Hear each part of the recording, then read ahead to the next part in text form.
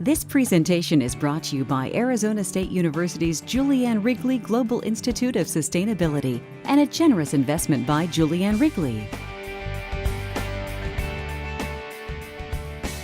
You mentioned that the only solution to this problem, or several that you mentioned, and in that case I assume there have been other kinds of policies that have been looked at and rejected for whatever reason.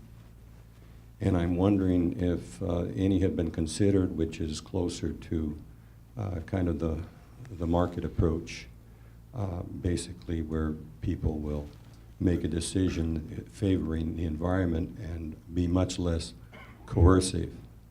And I realize we're used to tax policies and so forth, and they're ultimately coercive in some way, but that would perhaps give more credit to people eventually thinking this is a good idea and in their own market decisions would favor a better environmental approach. So something like a carbon tax, price on carbon or a cap on carbon with a resulting price on carbon, does exactly that for individuals. It gives them the incentive to decrease their emissions and rewards those who decrease their emissions. Right? Now, you also asked about are there alternatives to something like this. So right now, for example, given that we do not have a federal cap and trade system in place, what we do have is EPA regulating CO2. We have the Supreme Court deciding that yes, CO2, greenhouse gases, are in fact a pollutant, and EPA has the power to regulate CO2 under the Clean Air Act as a result. Right? It is not the most efficient, best way of doing it, but it certainly is a way to decrease emissions. And it turns out in certain areas it is actually a much better way of decreasing emissions than even something like a cap and trade system could do. Transport is one example.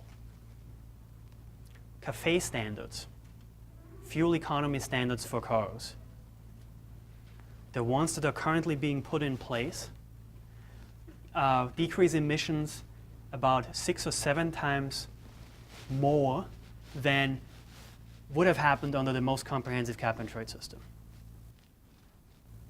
So there are in fact, quote unquote, better, more effective policies out there that get to bigger environmental results, and in this case also at fairly low cost in the fuel economy case, through essentially ways of saying it is in your interest to be driving a more fuel efficient car in the first place. It is better for you and the planet.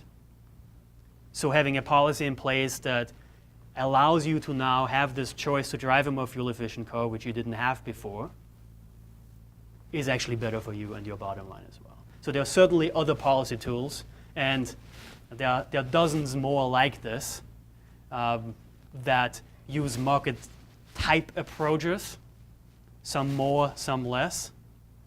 Many are almost as cost effective, certainly more politically viable in many ways. But cap and trade and carbon taxes are certainly not the only answers here. There are others out there that sometimes get us to even more emissions reductions than cap and trade would have.